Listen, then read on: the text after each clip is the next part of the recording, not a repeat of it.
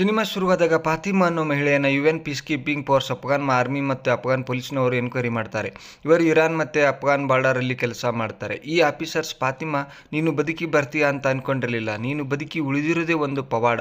ನೀನು ನಮ್ಮ ಡಾಕ್ಟರ್ಸ್ಗೆ ಧನ್ಯವಾದ ಹೇಳಬೇಕು, ಯಾಕೆಂದರೆ ನಿನ್ನನ್ನು ಉಳಿಸಿಕೊಳ್ಳೋದಕ್ಕೆ ಅವರು ತುಂಬ ಕಷ್ಟಪಟ್ಟಿದ್ದಾರೆ. ನನಗೆ ನಮ್ಮ ಜೊತೆ ಮಾತಾಡೋಕ್ಕೆ ಕಂಫರ್ಟಬಲ್ ಇದೆಯಾ ಅಂತ ಕೇಳ್ತಾರೆ. ಆಗ ಫಾತಿಮಾ, ನಾನು ಕೂಡ ಬದುಕಿ ಬರ್ತೀನಿ ಅಂತ ಅಂದ್ಕೊಂಡಿರಲಿಲ್ಲ ಸರ್. ನನ್ನನ್ನು ಕಾಪಾಡಿದ್ದಕ್ಕೆ ಎಲ್ಲರಿಗೂ ಧನ್ಯವಾದ ಅಂತ ಹೇಳ್ತಾ ಅಳ್ತಾ ಸರ್, ನನ್ನ ಮಗಳನ್ನ ನನ್ನಿಂದ ಕಿತ್ಕೊಂಡ್ಬಿಟ್ಟಿದ್ದಾರೆ. ಮತ್ತೆ ಅವರೆಲ್ಲ ತುಂಬ ಡೇಂಜರಸ್ ಮನುಷ್ಯರು. ನನ್ನ ಮಗಳಿಗೆ ಏನು ಮಾಡ್ತಾರೆ ಅಂತಲೇ ಗೊತ್ತಾಗಲ್ಲ. ದಯವಿಟ್ಟು ನನ್ನ ಮಗಳನ್ನ ಕಾಪಾಡಿಕೊಡಿ ಅಂತ ಗೋಗರ್ದು ಬೇಡ್ಕೊತಾಳೆ. ಆಗ ಆಫೀಸರ್ಸ್, ನಾವು ಹುಡುಕ್ತಾ ಇದ್ದೇವೆ. ಅಳೋದ್ರಿಂದ ಮತ್ತೆ ಎಮೋಷ್ನಲ್ ಆಗೋದ್ರಿಂದ ನಿನಗೆ ಸಹಾಯ ಆಗಲ್ಲ. ಇದರಿಂದ ನಿನ್ನ ಪರಿಸ್ಥಿತಿ ಇನ್ನೂ ಬಿಗಡಾಯಿಸುತ್ತೆ. ನೀನು ಒಂದು ಭಯೋತ್ಪಾದಕ ಸಂಘಟನೆಗೆ ಸೇರಿದವಳು ಅನ್ನೋದಕ್ಕೆ ನಮ್ಮ ಹತ್ರ ಎಲ್ಲ ಸಾಕ್ಷಿಗಳಿವೆ. ಒಂದು ವೇಳೆ ನೀನು ಟೆರರಿಸ್ಟ್ ಅಲ್ಲವಾದರೆ ಅದನ್ನು ಪ್ರೂವ್ ಮಾಡಿಕೊಳ್ಳೋಕ್ಕೆ ನಿನಗೆ ಸಿಕ್ಕಿರೋ ಅವಕಾಶ ಇದು. ಹಾಗಾಗಿ ಈ ಕನ್ವರ್ಸೇಷನ್ನ ತುಂಬ ಸೀರಿಯಸ್ ಆಗಿ ತಗೊಂಡು ನೇರವಾಗಿ ವಿಷಯಕ್ಕೆ ಬಂದು ಮಾತಾಡು ಅಂತ ಹೇಳಿ ಇಂಟ್ರಗೇಟ್ ಮಾಡೋಕ್ಕೆ ಶುರು ಮಾಡ್ತಾರೆ. ಈಗ ಈ ಫಾತಿಮಾ, ನನ್ನ ಹೆಸರು ಶಾಲಿನಿ ಉನ್ನಿಕೃಷ್ಣನ್, ನಾನು ಕೇರಳ ಮೂಲದವಳು, ನನ್ನ ಟ್ರ್ಯಾಪ್ ಮಾಡಿ ಬ್ರೈನ್ ವಾಶ್ ಮಾಡಿದ್ದಾರೆ ಸರ್ ಅಂತ ಹೇಳ್ತಾ ಅವಳ ಕಥೆಯನ್ನು ಶುರು ಮಾಡ್ತಾಳೆ. ಆಗ ಆಫೀಸರ್, ಸಿರಿಯಾಗೆ ಬರೋದು ನಿನ್ನ ಸ್ವಂತ ನಿರ್ಧಾರ ಆಗಿತ್ತು, ನಿನ್ನ ಯಾರೂ ಫೋರ್ಸ್ ಮಾಡಿಲ್ಲ ಅಲ್ವಾ? ಇಷ್ಟು ದಿನ ನೀನು ಪ್ರಿಪೇರ್ ಆಗಿದ್ದೆ ನಿಮ್ಮ ದೇಶದ ವಿರುದ್ಧ ಶೆಡ್ ಹೊಡೆದು ಅಮಾಯಕರನ್ನ ಬಲಿ ತೆಗೆದುಕೊಳ್ಳೋಕ್ಕೆ ಅಲ್ವಾ ಅಂತ ಕೇಳ್ತಾರೆ. ಆಗ ಫಾತಿಮಾ, ನಾನು ಅದನ್ನೇ ನಿಮಗೆ ಅರ್ಥ ಮಾಡಿಸಲು ಪ್ರಯತ್ನ ಮಾಡ್ತಿರೋದು ಸರ್. ನಾನು ಇಂಡಿಯಾ ಬಿಟ್ಟು ಹೊರಗಡೆ ಬರೋದು ನನ್ನ ಸ್ವಂತ ನಿರ್ಧಾರ ಆಗಿತ್ತು ನಿಜ, ಮತ್ತು ಅಲ್ಲಿಂದ ಹೊರಡೋಕ್ಕೂ ಮುಂಚೆ ಬೇಕಾದ ಪೂರ್ವ ತಯಾರಿಗಳನ್ನು ಮಾಡಿಕೊಂಡಿದ್ದು ನಿಜ. ಆದರೆ ನಾನು ಏನೇನು ಯೋಚಿಸಿದ್ನೋ, ನಾನು ಏನು ಬೇಕು ಅಂತ ಆಸೆಪಟ್ಟನೋ ಆ ಆಲೋಚನೆಗಳನ್ನೆಲ್ಲ ನನ್ನ ತಲೆಗೆ ಉದ್ದೇಶಪೂರ್ವಕವಾಗಿ ತುಂಬಿದ್ದಾರೆ. ಅದನ್ನೇ ನಾನು ಬ್ರೈನ್ ವಾಶ್ ಅಂತ ಹೇಳಿದ್ದು.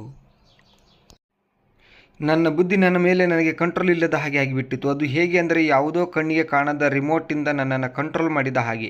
ಈ ಆಟಕ್ಕೆ ನಾನೊಬ್ಬಳೇ ಬಲಿಯಾಗಿಲ್ಲ, ನನ್ನ ರೀತಿ ಸಾವಿರಾರು ಹುಡುಗಿಯರಿದ್ದಾರೆ, ಪ್ರೀತಿಸಿದ್ದವನ ಮೇಲೆ ನಂಬಿಕೆ ಇಟ್ಟು ಬಂದು ಮರಳುಗಾಡಲಿ ಹೆಣವಾಗಿದ್ದಾರೆ ಅಂತ ಅವಳ ಜರ್ನಿಯ ಕತೆ ಶುರು ಮಾಡಿದಾಗ, 1 ವರ್ಷದ ಹಿಂದೆ ಈಗ ಫಾತಿಮಾ ಅಂತ ಕರೆಸಿಕೊಳ್ಳುವ ಶಾಲಿನಿ ಕೇರಳ ತಿರುವನಂತಪುರ ಬಿಟ್ಟು ಶ್ರೀಲಂಕಾದ ಮುಖಾಂತರ ಪಾಕಿಸ್ತಾನದ ಕೊಟ್ಟಾ ಎಂಬ ಪ್ರದೇಶಕ್ಕೆ ಬಂದೆ. ನಂತರ ಖಾಲಿಫಾ ಮಾಡಲು ಕೊಟ್ಟಾಯಿಂದ ಬಾರ್ಡರ್ ಕ್ರಾಸ್ ಮಾಡಿ ಅಫ್ಘಾನಿಸ್ತಾನಕ್ಕೆ ಕಾಂದಹಾರ್ ಎಂಬ ಪ್ರದೇಶಕ್ಕೆ ಹೋದೆ. ಇಶಾಕ್ ಮುಜಾಹಿದ್ದೀನ್ ಆಗಬೇಕಿತ್ತು, ಮತ್ತು ನಾವಿಬ್ಬರು ಸುನ್ನತ್ ಫಾಲೋ ಮಾಡಬೇಕಿತ್ತು ಅಂತ ಅವಳು ಅಫ್ಘಾನಿಸ್ತಾನದ ಸಿರಿಯಾಗೆ ಬಂದ ಕತೆ ಹೇಳ್ತಾಳೆ. ಈ ಶಾಲಿನಿ ದೇವರ ನಾಡು ಅಂತ ಕರೆಸಿಕೊಳ್ಳಲು ಕೇರಳ ರಾಜ್ಯದವಳು, ಒಂದು ಸಂಪ್ರದಾಯಸ್ಥ ಕುಟುಂಬದ ಹೆಣ್ಣುಮಗಳು. ಶಾಲಿನಿಗೆ ತಂದೆ ಇಲ್ಲ, ತಾಯಿ ಮತ್ತು ಅಜ್ಜಿ ಅವಳನ್ನು ನೋಡಿಕೊಳ್ತಿರ್ತಾರೆ. ನರ್ಸಿಂಗ್ ಮುಗಿಸಿ ಮುಂಬೈ, ಚೆನ್ನೈ ಅಥವಾ ದುಬೈ ಎಲ್ಲಾದರೂ ಶಾಲಿನಿಗೆ ಕೆಲಸ ಸಿಕ್ಕಿ ಅವಳ ಕಾಲ ಮೇಲೆ ಅವಳು ನಿಂತುಕೊಳ್ಳುವ ಹಾಗೆ ಆಗಲಿ ಅನ್ನೋದು ಅವರ ಆಶೆಯಾಗಿರುತ್ತೆ. ಶಾಲಿನಿಯ ಗ್ರಾಜ್ಯುಯೇಷನ್ ಮುಗಿದ ಮೇಲೆ ಪೋಸ್ಟ್ ಗ್ರಾಜ್ಯುಯೇಷನ್ಗೆ ನರ್ಸಿಂಗ್ ಕಲಿಯೋದಕ್ಕೆ ಕಾಸರಗೋಡಿನ ನ್ಯಾಷನಲ್ ನರ್ಸಿಂಗ್ ಕಾಲೇಜಿಗೆ ಸೇರಿಸ್ತಾರೆ. ಶಾಲಿನಿ ಉಳ್ಕೊಳ್ಳೋ ಹಾಸ್ಟೆಲ್ನಲ್ಲಿ ಅವರ ರೂಮ್ಮೇಟ್ಸ್ ಸೀಮಾ, ಮ್ಯಾಥ್ಯೂಸ್, ಗೀತಾಂಜಲಿ ಮೆನನ್ ಮತ್ತು ಆಶಿಫಾ ಬಾನು ಪರಿಚಯ ಆಗುತ್ತೆ.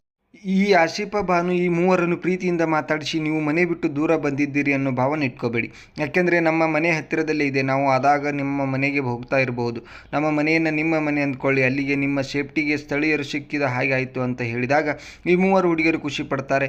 ಈ 3 ಹುಡುಗಿಯರ ಮೇಲೆ ಕಣ್ಣಿಡ್ತಿರೋದನ್ನು ನೀವು ಗಮನಿಸ್ಬೋದು. ಅವರಿಗೆ ಗೊತ್ತಾಗದ ಹಾಗೆ ಅವರ ಚಲನವಲನಗಳೆಲ್ಲ ಅಬ್ಸರ್ವ್ ಮಾಡ್ತಿರ್ತಾರೆ. ಈ ದಿನ ಹಾಸ್ಟೆಲ್ನಲ್ಲಿ ಎಲ್ಲರೂ ಖುಷಿಯಿಂದ ರಜೆಯ ದಿನ ಹೊರಗಡೆ ಹೋಗೋದಕ್ಕೆ ರೆಡಿ ಆಗ್ತಾ ಇದ್ದಾರೆ. ಈ ದಿನ ಹೊರಗಡೆ ಡಿನ್ನರ್ಗೆ ಕರ್ಕೊಂಡು ಹೋಗೋ ಪ್ಲ್ಯಾನ್ ಆಫೀಸ್ ಅದು.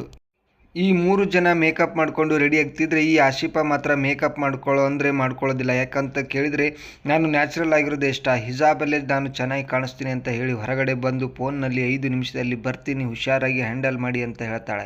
ಹೊರಗಡೆ ಕರ್ಕೊಂಡೋಗಿ ಇವರಿಬ್ಬರು ನನ್ನ ಕಸಿನ್ಸ್ ಅಂತ ಪರಿಚಯ ಮಾಡಿಸ್ತಾಳೆ. ಇವನು ರಮೀಜ್ ಮತ್ತು ಇವನು ಅಬ್ದುಲ್ ಅಂತ. ರಮೀಜ್ ತಾನು MBBS ಮಾಡ್ತಿದ್ದೀನಿ ಅಂತ ಪರಿಚಯ ಮಾಡಿಕೊಂಡ್ರೆ, ಅಬ್ದುಲ್ ಬಿಸ್ನೆಸ್ ಮ್ಯಾನ್ ಅಂತ ಹೇಳ್ಕೊತಾನೆ. ರಮೀಜ್ ಇವರನ್ನು ಸ್ನೇಹಪೂರ್ವಕವಾಗಿ ಮಾತನಾಡಿಸುತ್ತಾ ಕಾಮಿಡಿ ಮಾಡ್ತಾ ಚೆನ್ನಾಗಿ ಟ್ರೀಟ್ ಮಾಡ್ತಾನೆ. ಶಾಲಿನಿ MBBS ಆದಮೇಲೆ ಏನು ಮಾಡಬೇಕು ಅಂದ್ಕೊಂಡಿದ್ದೀಯಾ ಅಂತ ರಮೀಜ್ನ ಕೇಳಿದಾಗ, MS ಮಾಡೋಕ್ಕೆ US ಅಥವಾ UK ಹೋಗ್ತೀನಿ, ಚೆನ್ನಾಗಿ ಸಂಪಾದನೆ ಮಾಡಿ ಜನರಿಗೆ ಸಹಾಯ ಮಾಡೋಣ ಅಂದ್ಕೊಂಡಿದ್ದೀನಿ. ಯಾಕೆಂದರೆ ನಮ್ಮ ಇಸ್ಲಾಮಲ್ಲಿ ಪುನರ್ಜನ್ಮವನ್ನು ನಾವು ನಂಬಲ್ಲ, ನಾವು ನಂಬೋದು ಆಫ್ಟರ್ ಲೈಫ್ ಮಾತ್ರ. ಮನುಷ್ಯ ಜನ್ಮ ಹೋದ್ಮೇಲೆ ನಮಗೆ ಉಳಿದಿರೋದು ಸ್ವರ್ಗ ಅಥವಾ ನರಕ. ಹಾಗಾಗಿ ಇರುವಾಗ ಒಳ್ಳೆಯ ಕೆಲಸಗಳನ್ನು ಮಾಡಿ ಸ್ವರ್ಗಕ್ಕೆ ಹೋಗೋಣ ಅಂದ್ಕೊಂಡಿದ್ದೀನಿ ಅಂತ ಹೇಳ್ತಾನೆ. ರಮೀಜ್ ಮತ್ತು ಅಬ್ದುಲ್ನ ಉದ್ದೇಶಪೂರ್ವಕವಾಗಿ ಈ ಆಶಿಫಾ ಈ 3 ಹುಡುಗಿಯರಿಗೆ ಪರಿಚಯ ಮಾಡಿಸಿರ್ತಾಳೆ. ಹೀಗೆ ಎಲ್ಲರ ಜೊತೆಯಲ್ಲಿ ಹೋಗಿ ಹೊರಗಡೆ ಬೀಚಲ್ಲೆಲ್ಲ ಸುತ್ತಾಡಿಕೊಂಡು ಬರ್ತಾರೆ. ಸಂಜೆ ಆಗುತ್ತೆ, ಡಿನ್ನರ್ಗೆ ಒಂದು ಹೋಟೆಲ್ಗೆ ಹೋಗ್ತಾರೆ. ಆಗ ರಮೀಜ್ ಮತ್ತು ಅಬ್ದುಲ್, ನಮಗೆ ಸ್ವಲ್ಪ ಕೆಲಸ ಇದೆ, ನಾವು ಹೋಗ್ತೀವಿ, ನೀವು ಮುಗಿಸ್ಕೊಂಡು ಬನ್ನಿ ಅಂತ ಹೇಳಿ ಹೊರಟು ಬಿಡ್ತಾರೆ. 4 ಜನ ಊಟಕ್ಕೆ ಕುಳಿತಾಗ ಊಟಕ್ಕೆ ಮುಂಚೆ ಈ ಕ್ರಿಶ್ಚಿಯನ್ ಹುಡುಗಿ ಶೀಮಾ, ಪ್ಯಾಥೂಸ್ ಮತ್ತು ಆಶಿಫಾ ಪ್ರೇ ಮಾಡ್ತಾರೆ. ಶಾಲಿನಿ, ಸಾರಿ ನಮಗೆ ಪ್ರೇ ಮಾಡೋ ಅಭ್ಯಾಸ ಇಲ್ಲ, ಅದಕ್ಕೆ ತಿಂದುಬಿಟ್ಟೆ ಅಂದಾಗ ಶೀಮಾ, ಪ್ಯಾಥೂಸ್, ಊಟಕ್ಕೆ ಮುಂಚೆ ಚೇಸಸ್ ಧನ್ಯವಾದ ತಿಳಿಸುವುದು ನಮ್ಮ ಸಂಪ್ರದಾಯ ಅಂತಾಳೆ. ಆಶಿಫಾ, ನಾವು ಕೂಡ ಊಟಕ್ಕೆ ಮುಂಚೆ ಅಲ್ಲಾಗೆ ಪ್ರೇ ಮಾಡೋದು ಸಂಪ್ರದಾಯ, ಅಷ್ಟೇ ಅಲ್ಲದೆ ಹೀಗೆ ಪ್ರೇ ಮಾಡದೆ ಊಟ ಮಾಡಿದರೆ ಅದು ಪಾಪ ಆಗುತ್ತೆ, ಅಲ್ಲಾನ ಕ್ರೋಧಕ್ಕೆ ಗುರಿಯಾಗಿ ಸತ್ತ ಮೇಲೆ ನರಕ ಶಿಕ್ಷೆಯಲ್ಲಿ ಅನುಭವಿಸಬೇಕು ಅಂತಾಳೆ. ತಕ್ಷಣ ಶಾಲಿನಿ, ಯಾಕೆ ಹಾಗೆ ಹೇಳ್ತಿದ್ದೀಯ ಅನ್ನೋ ಅಷ್ಟರಲ್ಲಿ ರಮೀಜ್ ಮತ್ತು ಅಬ್ದುಲ್ ಮತ್ತೆ ಬಂದು ಜಾಯಿನ್ ಆಗ್ತಾರೆ. ಬನ್ನಿ ಡ್ಯಾನ್ಸ್ ಮಾಡೋಣ ಅಂತ ಕರೆದು ಎಲ್ಲರೂ ಡ್ಯಾನ್ಸ್ ಮಾಡ್ತಾ ಎಂಜಾಯ್ ಮಾಡ್ತಾರೆ. ಪಾರ್ಟಿ ಎಲ್ಲ ಮುಗಿದು ವಾಪಸ್ ಹಾಸ್ಟೆಲ್ಗೆ ಹೋಗಬೇಕಾದ್ರೆ ಶಾಲಿನಿ ಆಶಿಪ ಊಟಕ್ಕೆ ಮುಂಚೆ ಪ್ರೇಯರ್ ಮಾಡದೇ ಇದ್ದರೆ ನರಕಾಗ್ನಿ ಶಿಕ್ಷೆ ಆಗುತ್ತೆ ಅಂದಲ್ಲ, ಹಾಗಂದ್ರೆ ಏನು ಅಂತ ಕೇಳ್ತಾಳೆ. ಆಗ ಆಶಿಪ, ಊಟಕ್ಕೆ ಮುಂಚೆ ಪ್ರೇಯರ್ ಮಾಡೋದು ನಮ್ಮ ಪದ್ಧತಿ. ಓ ಅಲ್ಲ, ಈ ಊಟವನ್ನು ನಮಗೆ ಕೊಟ್ಟು ಜೀವಂತವಾಗಿರಿಸುವುದಕ್ಕೆ ಧನ್ಯವಾದ. ನಿಮ್ಮ ಉದಾರತೆಗೆ ಕೊನೆಯೇ ಇಲ್ಲ ಅಂತ ಪ್ರಾರ್ಥನೆ ಮಾಡ್ತೀವಿ. ಒಂದು ವೇಳೆ ಹಾಗೆ ಮಾಡದಿದ್ದರೆ ಅಲ್ಲಾಹುವಿನ ಕೋಪಕ್ಕೆ ಗುರಿಯಾಗಿ ನಾವು ನರಕಾಗ್ನಿ ಶಿಕ್ಷೆಗೆ ಗುರಿ ಆಗ್ತೀವಿ ಅಂತ ಹೇಳ್ತಾಳೆ. ಶಾಲಿನಿ, ನರಕಾಗ್ನಿ ಅಂದರೆ ಏನು ಅಂತ ಕೇಳ್ತಾಳೆ. ನರಕಾಗ್ನಿ ಅಂದರೆ ನಾವು ಬದುಕಿರುವಾಗ ಏನೆಲ್ಲ ತಪ್ಪುಗಳನ್ನು ಮಾಡಿರ್ತೀವೋ ಸತ್ತ ಮೇಲೆ ಅದಕ್ಕೆಲ್ಲ ಶಿಕ್ಷೆ ಅನುಭವಿಸಲೇಬೇಕು. ಅದೇ ಥರ ನಾವು ಮಾಡಿದ ಒಳ್ಳೆ ಕೆಲಸಗಳಿಗೂ ಪ್ರತಿಫಲವಾಗಿ ಸ್ವರ್ಗ ಪ್ರಾಪ್ತಿಯಾಗುತ್ತೆ ಅಂತ ಹೇಳ್ತಾಳೆ. ಆಗ ಗೀತಾಂಜಲಿ, ನನ್ನ ತಂದೆ ಒಬ್ಬ ನಾಸ್ತಿಕರು ಅಂದರೆ ದೇವರಲ್ಲಿ ನಂಬಿಕೆ ಇಲ್ಲದವರು. ನಮ್ಮ ತಂದೆ ಪ್ರಕಾರ ಧರ್ಮ ಅನ್ನೋದು ಡ್ರಗ್ಸ್ ಇದ್ದ ಹಾಗೆ. ದೇವರು ಯಾವುದೇ ಧರ್ಮವನ್ನು ಮಾಡಿಲ್ಲ, ಅದನ್ನೆಲ್ಲ ಮನುಷ್ಯ ಮಾಡಿರೋದು. ಹಾಗಾಗಿ ದೇವರಿಗೆ ಪೂಜಿಸುವ ಅಗತ್ಯವೂ ಇಲ್ಲ, ಹೆದರುವ ಅಗತ್ಯವೂ ಇಲ್ಲ ಅಂತ ಹೇಳ್ತಾಳೆ. ಆಗ ಆಶಿಪ, ನಿಮ್ಮ ತಂದೆ ಒಬ್ಬ ಕಮ್ಯುನಿಸ್ಟ್, ನೀನು ಹೇಳಿದ್ದೆಲ್ಲ ಕಮ್ಯುನಿಸ್ಟ್ಗಳ ಪಾಲಿಟಿಕ್ಸ್ ಅಂತ. ಆಗ ಶಾಲಿನಿ, ಅದೆಲ್ಲ ಬಿಡು, ಈಗ ನರಕಾಗ್ನಿಯಿಂದ ಎಲ್ಲ ಅದರ ಬಗ್ಗೆ ಹೇಳು ಅಂತ ಕೇಳ್ತಾಳೆ. ಆಶಿಪ, ನರಕಾಗ್ನಿ ಅಂದರೆ ಭೂಮಿ ಮೇಲಿರುವ ಬೆಂಕಿಗಿಂತ 70 ಪಟ್ಟು ಅಧಿಕ ಶಾಖ ಹೊಂದಿರುವ ಬೆಂಕಿ. ನರಕದಲ್ಲಿ ಒಂದು ಕತ್ತಲೆ ಬಾವಿ ಇರುತ್ತೆ. ಅಲ್ಲಿ ಪಾಪಿಗಳನ್ನು ಚೈನ್ಗಳಿಂದ ಕಟ್ಟಿ ಹಾಕಿ ನೇತಾಕಿ ಅವರನ್ನು ಬೆಂಕಿಯಲ್ಲಿ ಬೇಯಿಸುತ್ತಾರೆ. ಯಾರೆಲ್ಲ ಅಲ್ಲಾಹುವಿನಲ್ಲಿ ನಂಬಿಕೆ ಇಡುತ್ತಾರೋ ಅವರಿಗೆ ಸ್ವರ್ಗ ಪ್ರಾಪ್ತಿಯಾಗುತ್ತೆ. ಯಾರು ಅಲ್ಲಾಹುವಿನಲ್ಲಿ ನಂಬಿಕೆ ಇಡುವುದಿಲ್ಲವೋ ಅವರಿಗೆ ನರಕ ಪ್ರಾಪ್ತಿಯಾಗುತ್ತೆ ಅಂತ ಹೇಳ್ತಾಳೆ.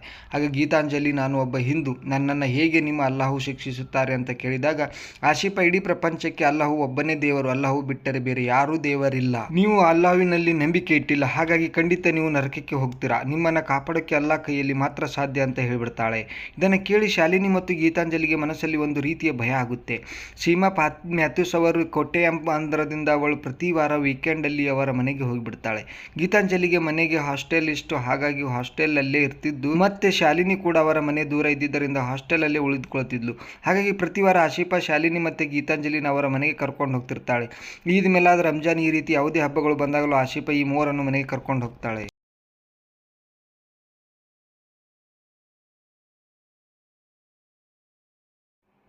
ಹೀಗೆ ಹೋಗ್ತಾ ಅವರ ಮನೆಯವರೆಲ್ಲ ಇವರಿಗೆ ತುಂಬ ಕ್ಲೋಸ್ ಆಗ್ತಾರೆ. ರಮೀಜ್, ಅಬ್ದುಲ್ ಮತ್ತು ಮುಜೀದ್ ಕೂಡ ಶಾಲಿನಿ, ಗೀತಾಂಜಲಿ ಅವರಿಗೆಲ್ಲ ಕ್ಲೋಸ್ ಆಗ್ತಾರೆ. ಇವನು ISIS ಸಂಘಟನೆಗೆ ಸೇರಿದ ಒಬ್ಬ ಮೌಲ್ವಿ.